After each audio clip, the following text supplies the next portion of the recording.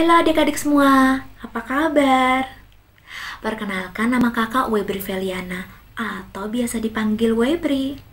Kak Webri merupakan pendiri dari Green Wave NGO, sebuah organisasi non-profit yang fokus pada pengelolaan sampah dan pelestarian lingkungan hidup dari Kabupaten Pacitan, Jawa Timur. Dan pada kesempatan kali ini, Kak Webri ingin mengajak adik-adik semua untuk bersama-sama belajar dan memahami tentang pentingnya memilah sampah dari rumah. Namun sebelumnya, Kak Webri pengen nanya nih sama adik-adik semua. Pernah nggak melihat ada orang yang membuang sampah sembarangan? Mungkin di halaman rumah, di kebun, di pinggir-pinggir jalan, di selokan, di sungai-sungai, atau di tempat-tempat yang tidak semestinya digunakan untuk membuang sampah. Nah, kira-kira sampah tersebut akan menuju kemana sih?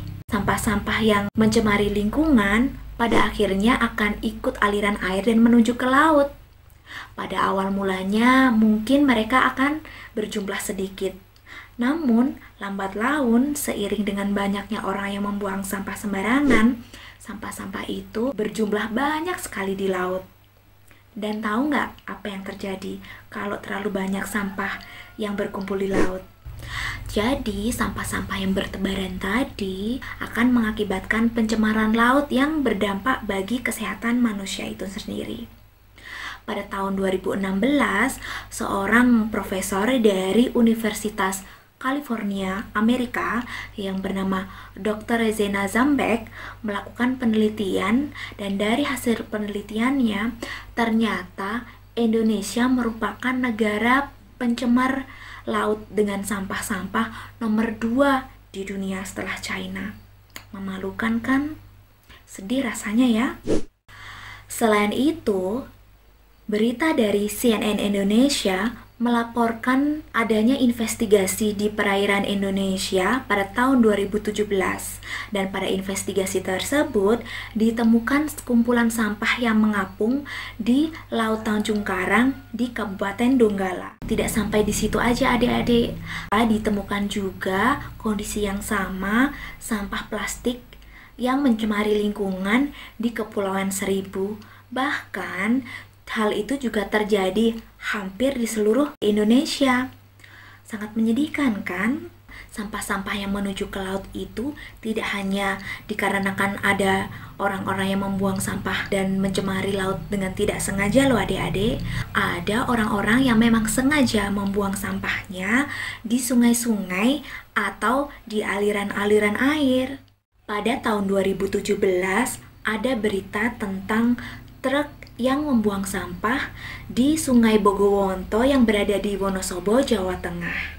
Ada juga bencana longsoran tumpukan sampah di tempat pembuangan sampah akhir yang berada di Sumur Batu, Bekasi.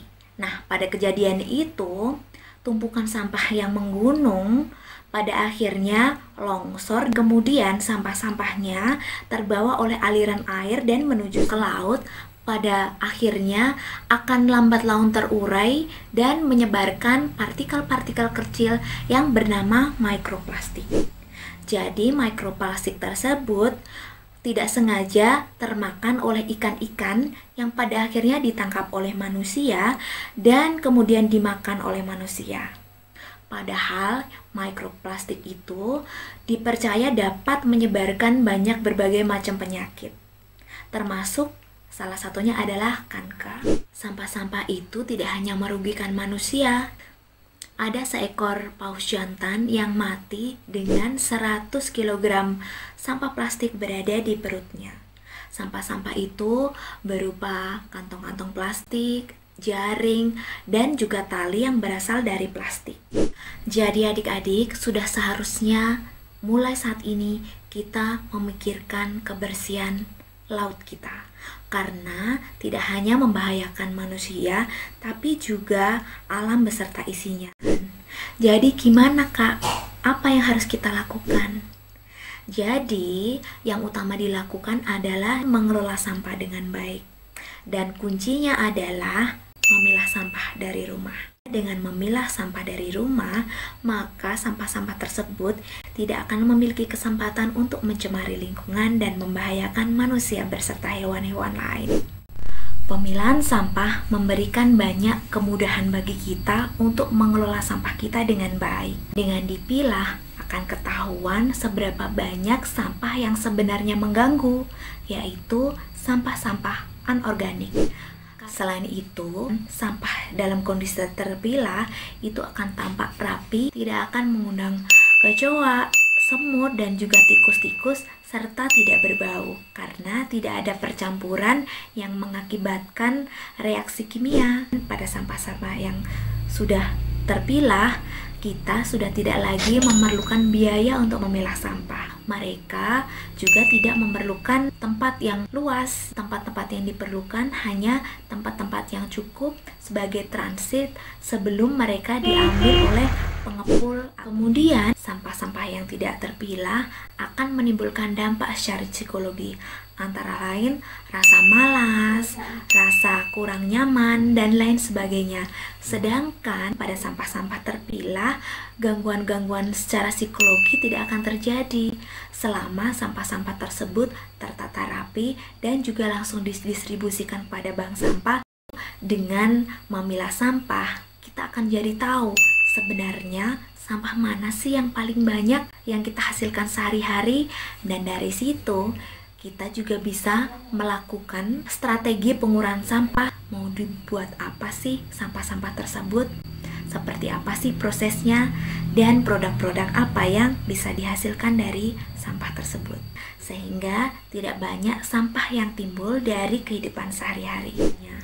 Gimana caranya sih Kak memilah sampah dengan baik? Apakah tidak susah? Nah, jawabannya sebenarnya tidak susah adik-adik. Yang perlu dilakukan adalah 3 hal. Yang pertama adalah menyiapkan alat pemilahan sampah dari rumah.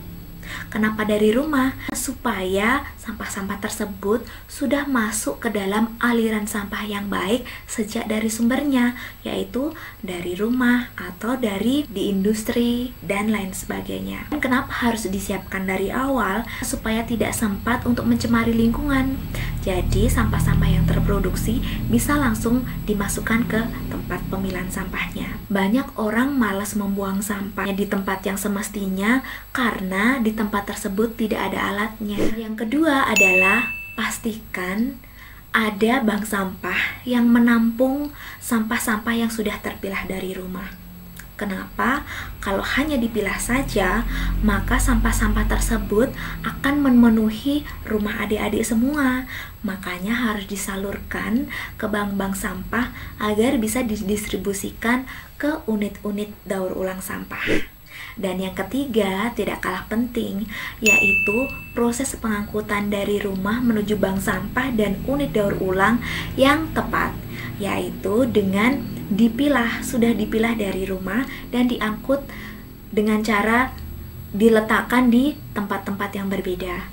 Karena banyak kejadian nih adik-adik, orang-orang sudah memilah sampahnya dengan baik di rumah, tapi karena dalam pengangkutannya dicampur, maka pemilahan sampah tersebut akan tidak berguna. Karena pada akhirnya di bank sampah, sampah-sampah tersebut harus dipilah-pilah lagi.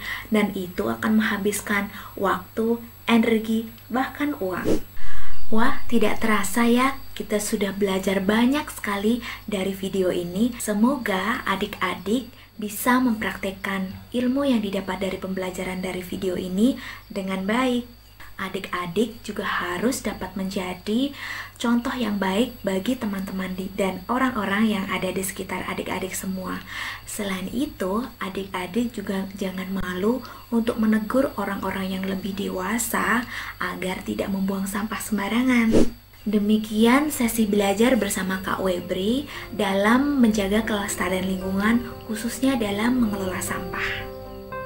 Kalau misalnya adik-adik perlu info lebih lanjut atau perlu bantuan, bisa menghubungi Sociopreneur ID atau langsung ke Kak Webri di greenwave.ngo@gmail.com. Terima kasih sudah menonton video ini sampai habis dan sampai jumpa adik-adik semua.